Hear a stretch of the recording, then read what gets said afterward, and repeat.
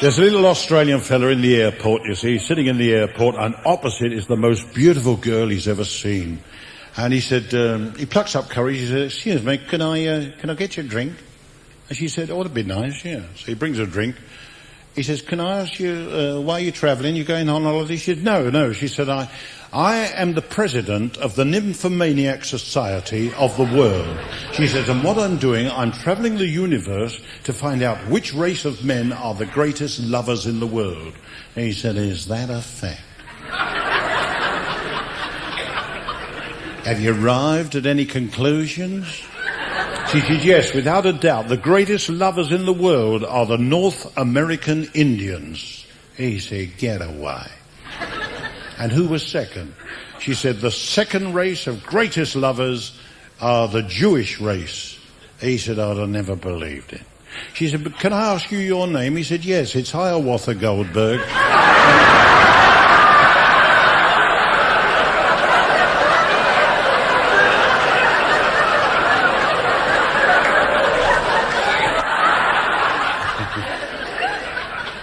There's this shark swimming around the English Channel, and he comes to this little squid. He said, hello, squid, you don't look well. And the squid said, no. He said, I'm not well. He said, you know why you're not well? He said, no. He said, this water's too cold for you. You shouldn't be in the English Channel. You should be in the Pacific or the Mediterranean somewhere. What? He said, no. He said, I couldn't make it. It's all right for you, shark. He said, look, don't worry about it. Get on my shoulder. I'll give you a lift. Next stop, the Mediterranean. 3 days later, there they are, swimming around the Mediterranean, and in the distance, there's a big barracuda. And the shark swims right up to the barracuda. He says, here's that 6 quid I owe you.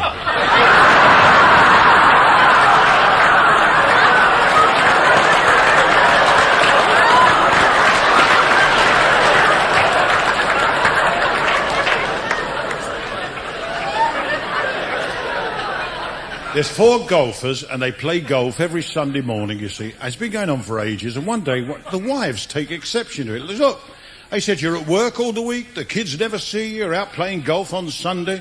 It's got to stop. And they put the block on it. And about 3 months goes past, one of them phones up the others. He said, we haven't played golf for 12 weeks. Surely they can't object if we have a game on Sunday. And they all meet on the first tee. When they get there, one of them says, this is the most expensive game of golf I ever played in my life. Do you know, before I could come here today, I had to buy the wife a new fur coat.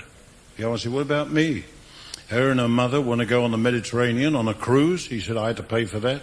The other one says, I had to give my wife 1,000 quid and let her loose in Harrods. And the last one says, yes?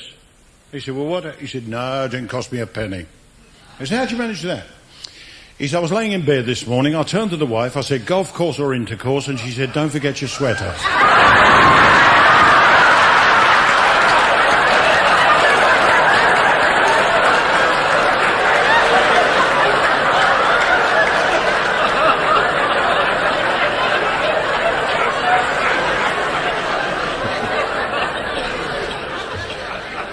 If you don't laugh at this one, I'm going. There's this fella, you see, he comes home from work midday, and his wife, who was very flat-chested, has suddenly developed this beautiful bosom. He looks at her, he says, what happened to you? She says, you are not going to believe this. She said, but some gypsies knocked at the door this morning. They sold me a mirror, and the head gypsy said, the first time you look into that mirror, any wish you wish for will be granted. She said, I didn't believe them. She said, away they went. And I thought there was nothing to lose, so I said, mirror, mirror, on the door, make my bust a 44. Isn't it wonderful? She said, look. And he said, yeah, it looks great, yeah. She said, I'm going down the town to get a bra. She said, could you get your own lunch? He said, yes. So away she goes. And he stands there looking at this mirror.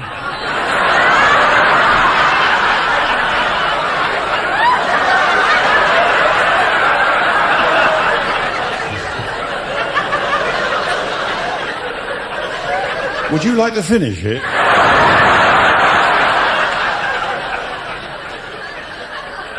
And he thinks, I bet they were kidding her. So he says, mirror, mirror on the door, make my ding-a-ling touch the floor.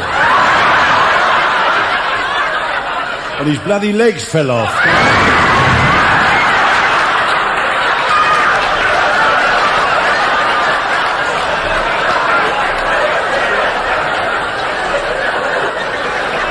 He don't do these on the telly, do it now.